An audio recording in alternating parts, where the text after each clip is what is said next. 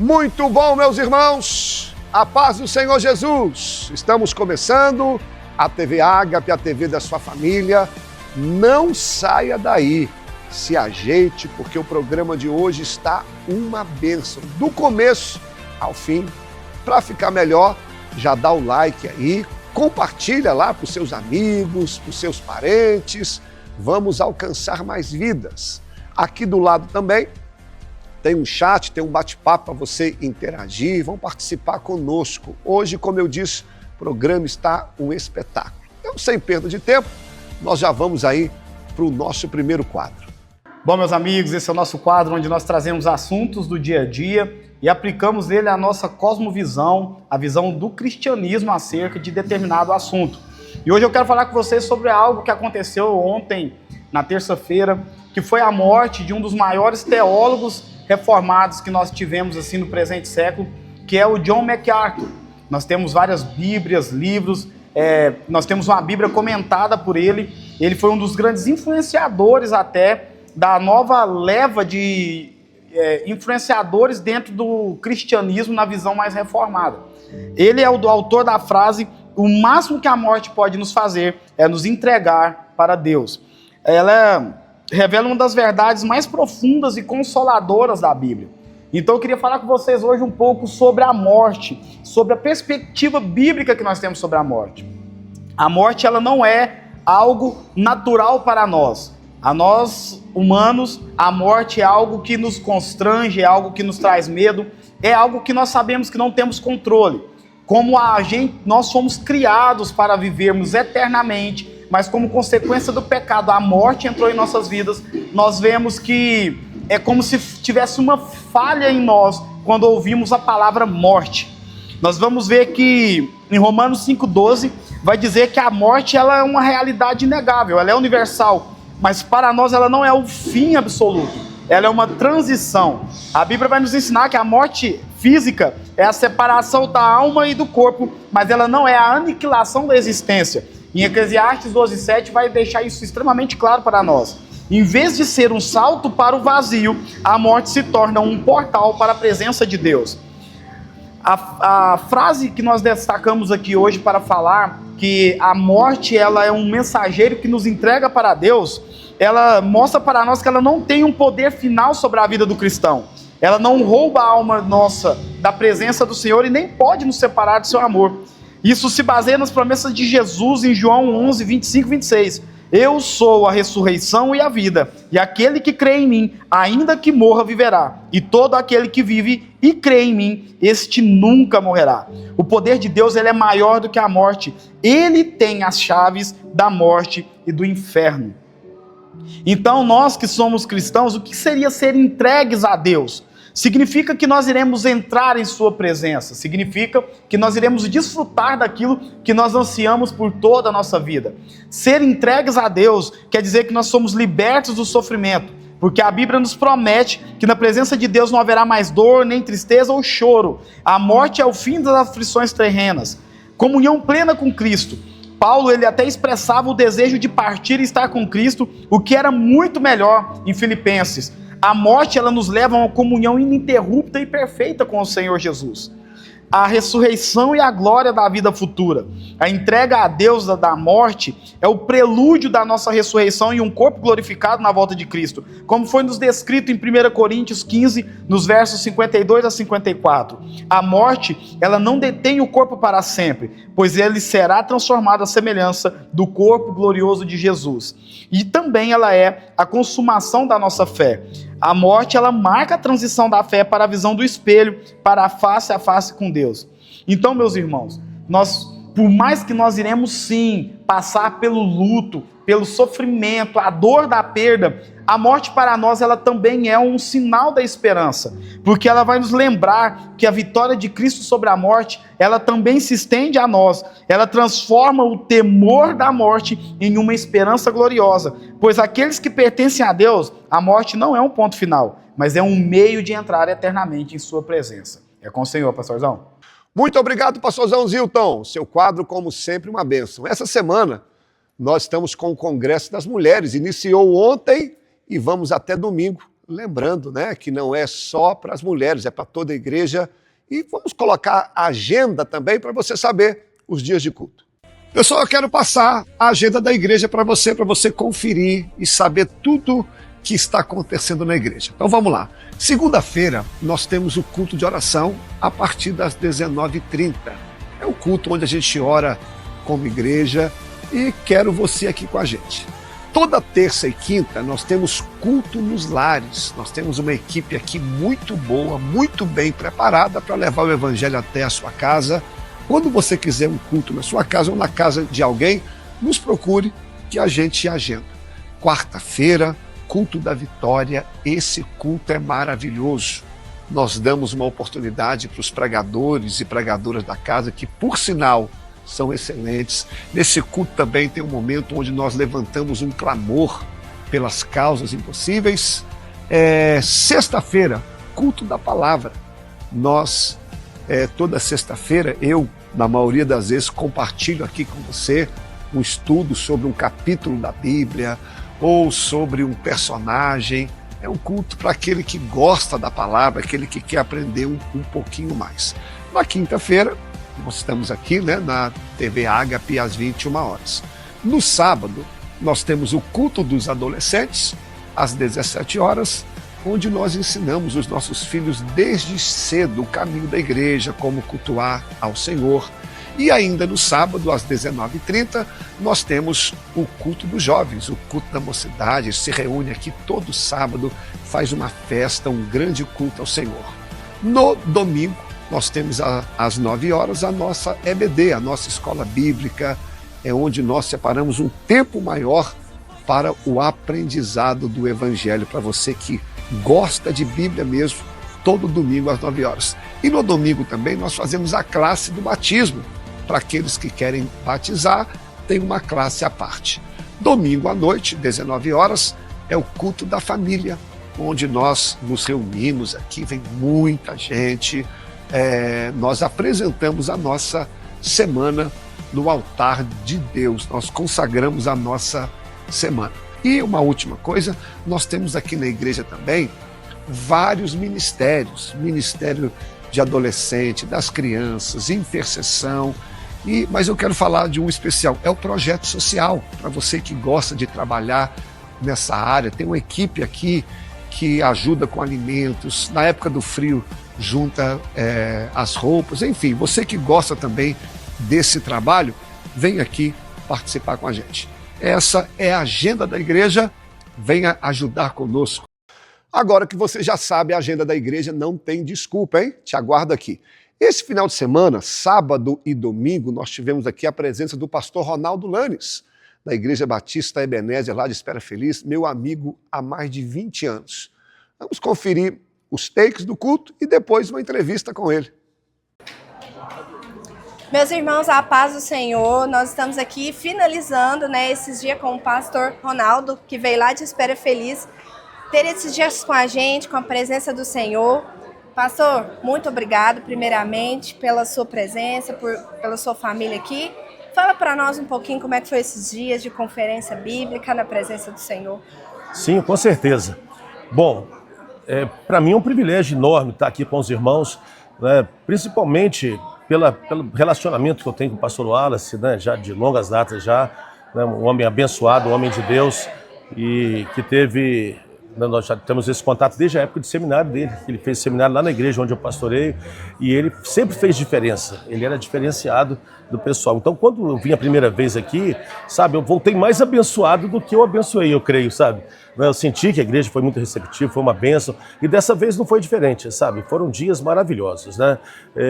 A gente começou aqui falando para casais, hoje de manhã na escola bíblica, e agora à noite também. Muito embora eu falei bem pouco agora à noite, estava meio quente, comecei a suar, a voz começou a ir embora, né? Mas independente disso, a gente pode perceber, sabe, a ação do Espírito Santo e o poder de Deus aqui no meio desse povo maravilhoso. Pastor, hoje eu acredito que o senhor até percebeu o quanto o mover do Espírito Santo aqui, ele era real, a presença de Deus era real, né? E o senhor tem muitos anos de pastoreio, né? Então eu queria muito que o senhor falasse um pouquinho sobre esses anos todos, que é na sua cidade natal, sim, né? E sim. alguns desafios, se o senhor quiser dar alguma dica, alguma Sim. opção, né, para alguém que está nessa questão do ministério pastoral, ou de quem está agora, né, caminhando e descobrindo o seu ministério, o seu chamado? Vou tentar resumir aqui, né? Quando eu estava no seminário e eu estava formando, eu tinha alguns convites para poder assumir algumas igrejas. E dentre eles era a igreja da minha cidade. E a igreja que eu estava em Belo Horizonte era uma igreja que também queria que eu ficasse lá. E meu coração estava até tendente a ficar nessa igreja que eu já estava trabalhando. E a minha igreja, de onde eu vim, de origem, me chamou.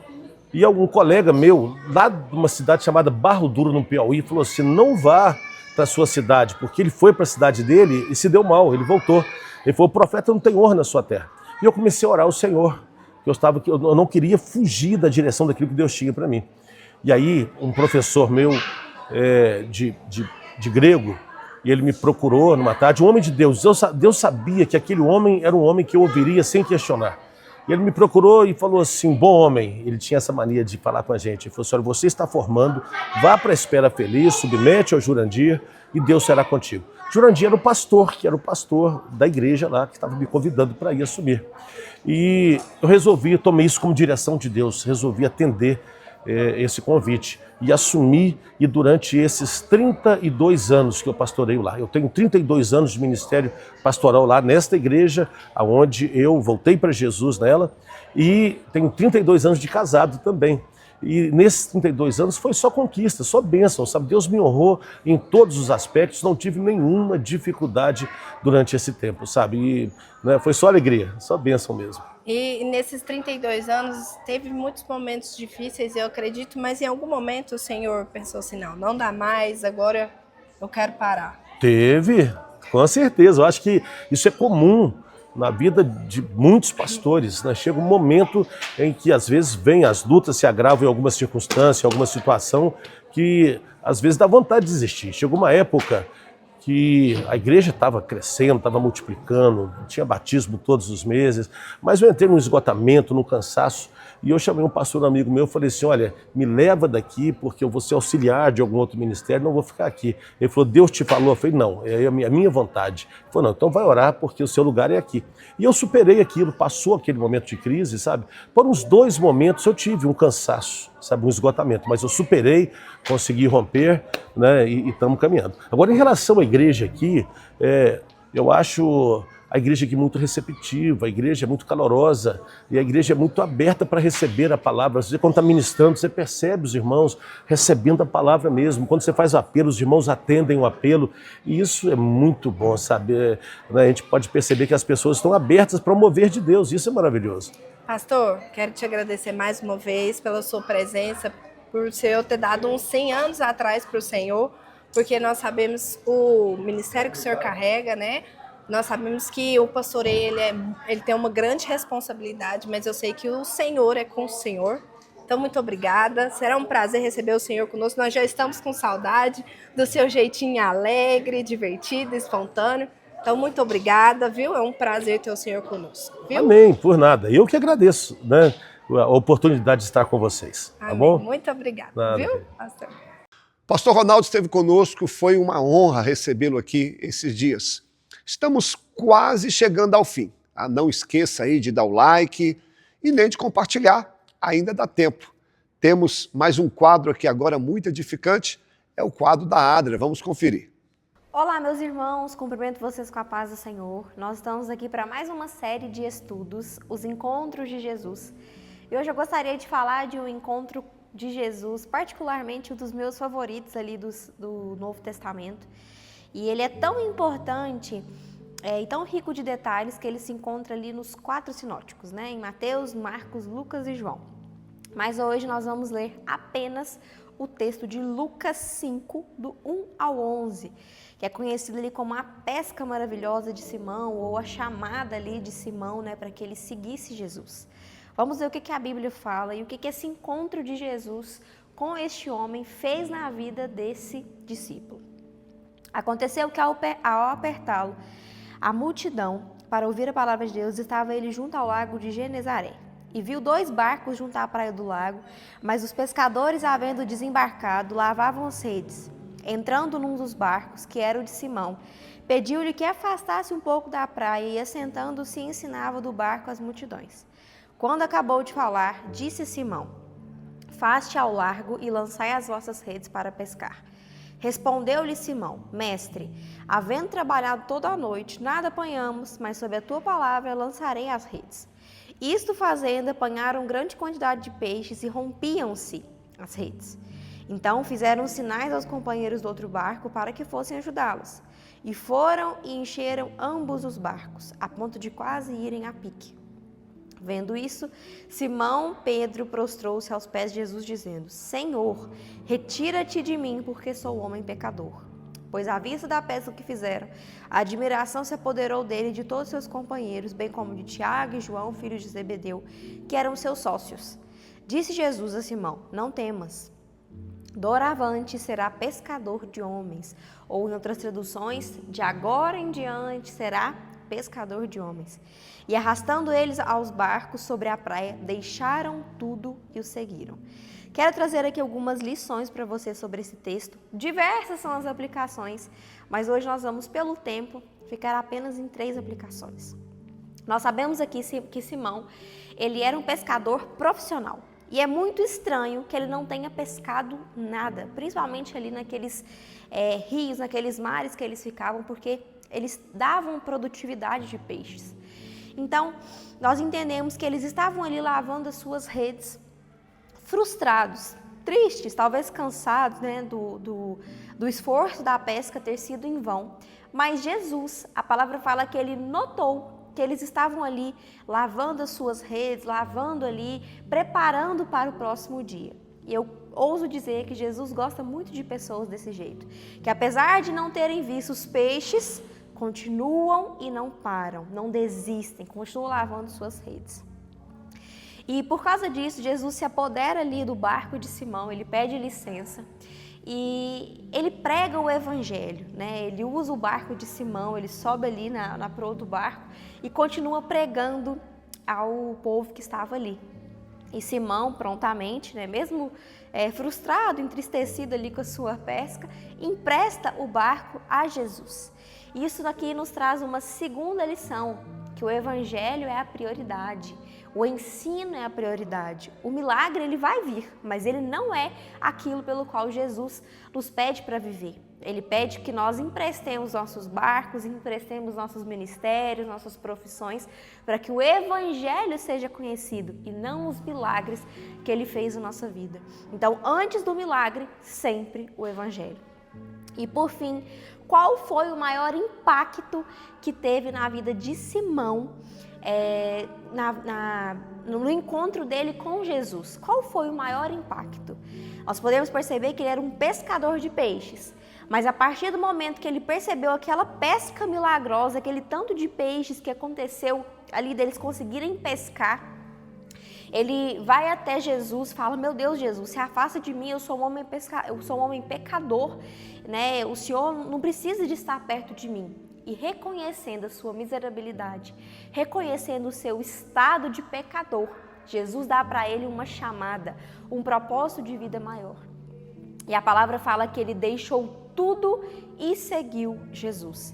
Então, quando nós conhecemos Jesus, seja pelo anúncio do evangelho, às vezes por um milagre que ele fez nas nossas vidas, e nós devolvemos, deixando tudo da nossa vida para seguir Jesus como gratidão, porque reconhecemos que somos pecadores, Jesus ele vai dar para nós um propósito de vida maior, que é pescar homens.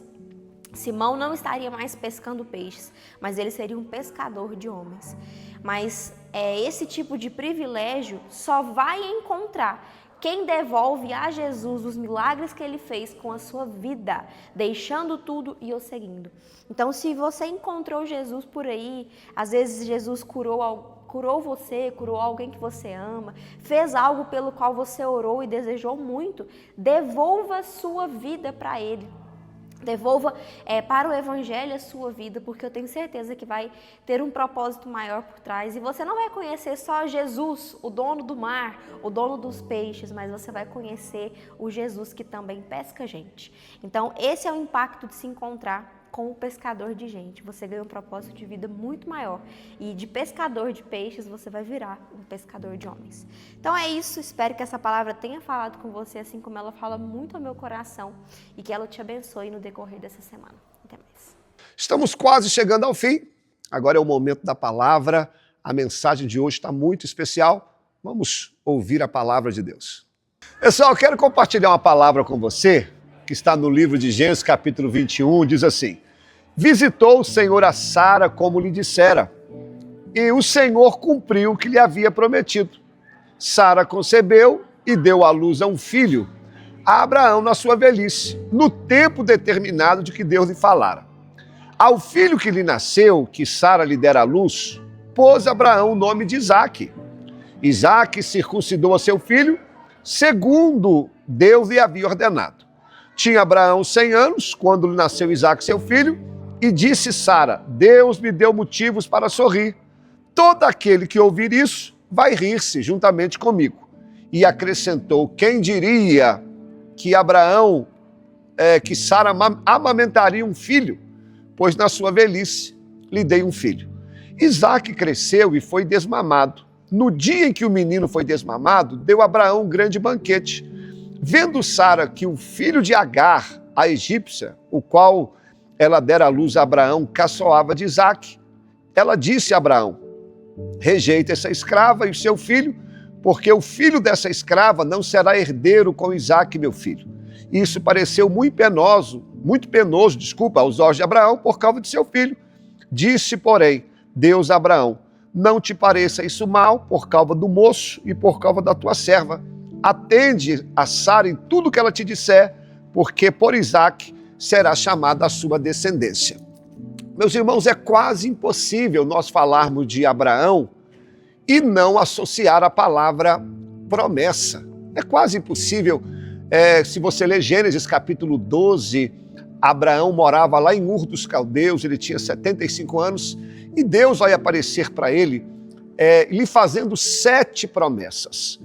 E dentre essas 7, uma delas seria que o seu filho, através desse filho, todas as famílias da terra seriam benditas por causa desse filho.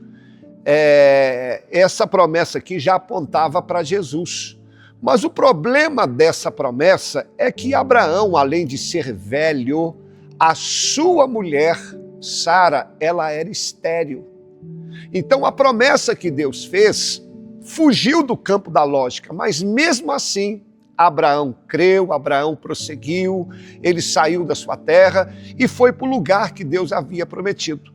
Quando nós lemos Gênesis capítulo 16, entre o capítulo 12 ao 16, há 10 anos de diferença.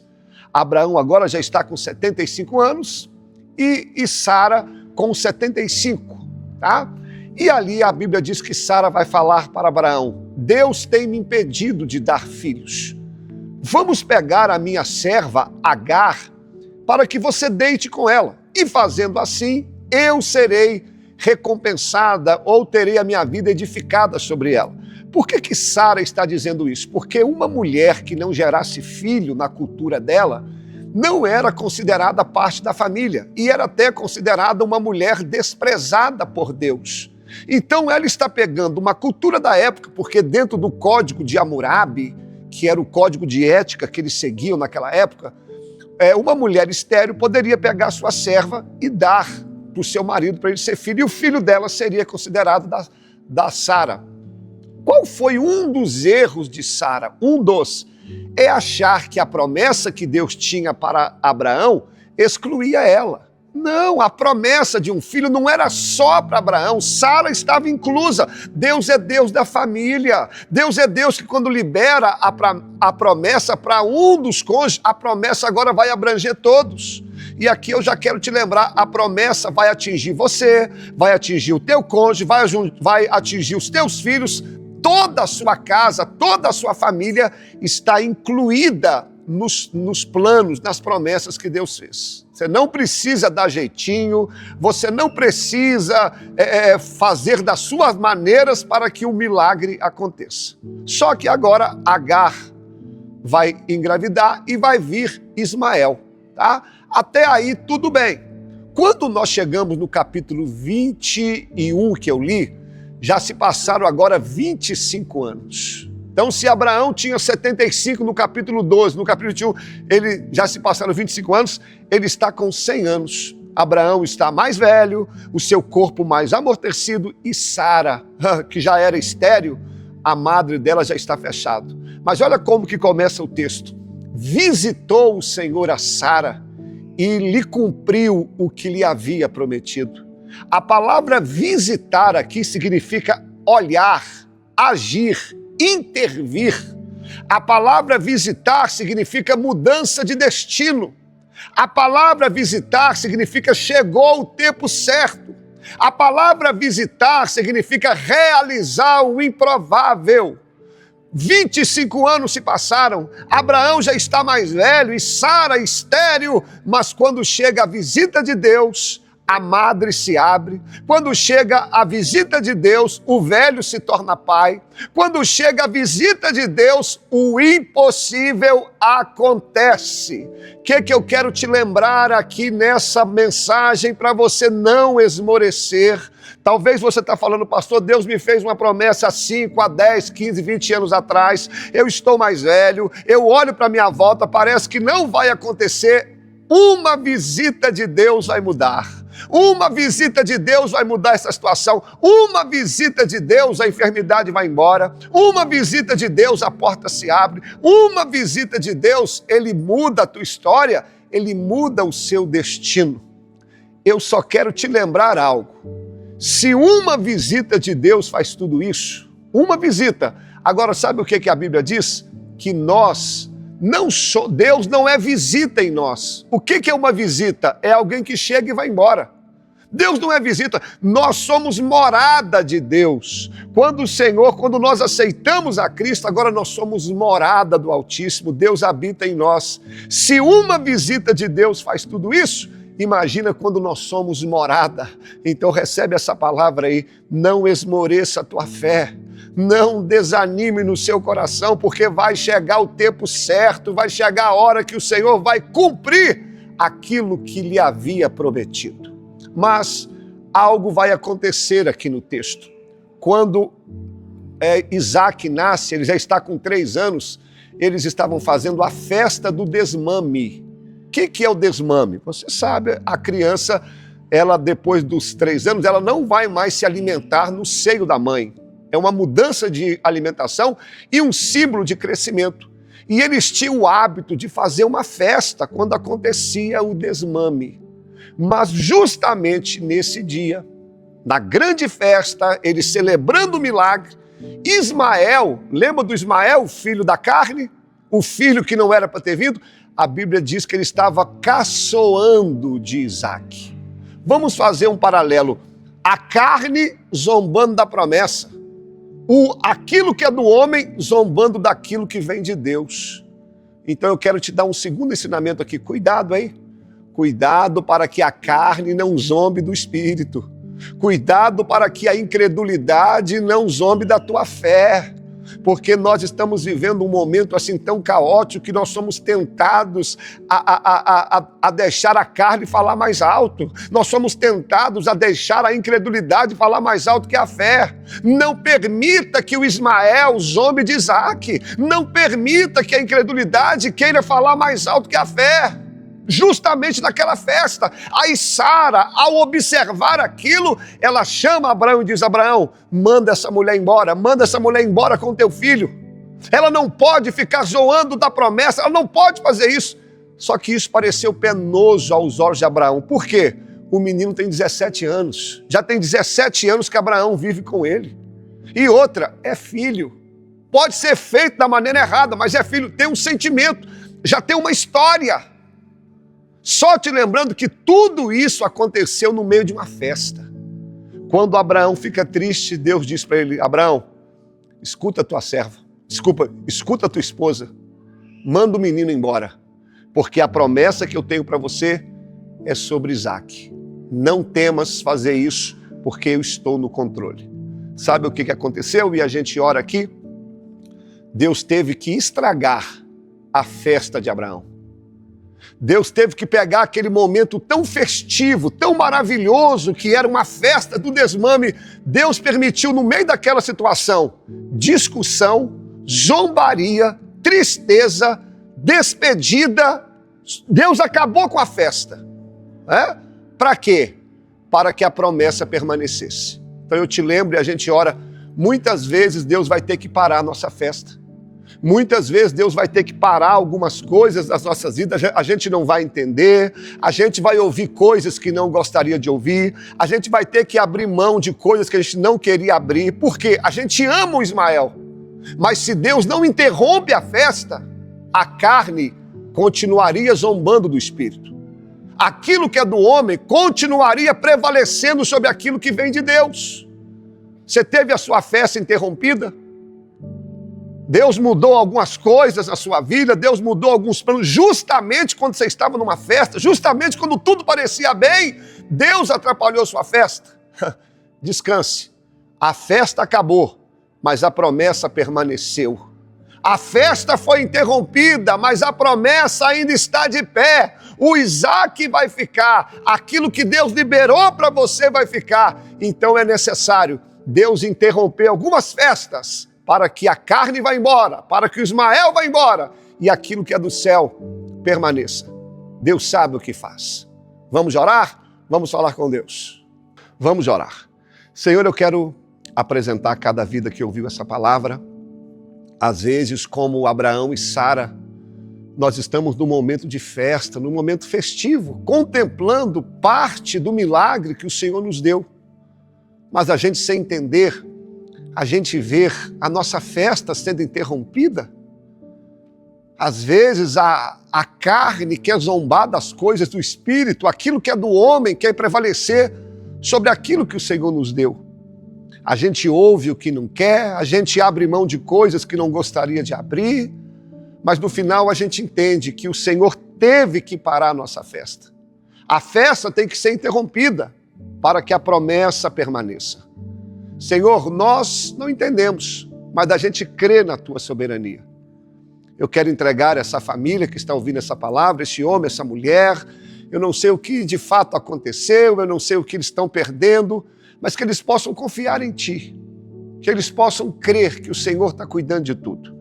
E mesmo sem entender, interrompa as nossas festas que não Te agradam, ó Deus. Interrompa aquilo que na nossa vida, por mais que pareça festivo, não está agradando o Senhor, porque nós queremos andar de acordo com a Tua promessa. Eu abençoo esse homem, essa mulher, cura essa enfermidade, abre essa porta de emprego. Senhor, aquele que está afastado, que possa se reconciliar, mas eu profetizo toda sorte de bênçãos espirituais, em nome de Jesus. Amém. Assim a gente encerra o nosso programa. Muito obrigado por você ter ficado com a gente até o final. Não esqueça de dar o like nem de compartilhar. Permitindo Deus, estaremos aqui semana que vem. Um abraço, paz do Senhor, adeus.